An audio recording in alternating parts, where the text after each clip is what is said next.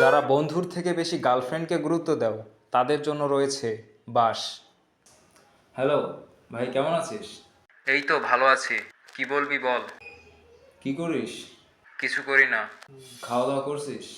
হ্যাঁ করছি, কি বলবি বল। আচ্ছা, একটা কাজ করতে পারবি?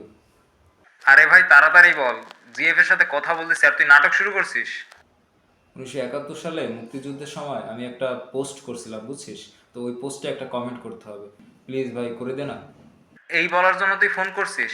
শালা গপ যদি রাগ করে না তোরে মজা বুঝাবো।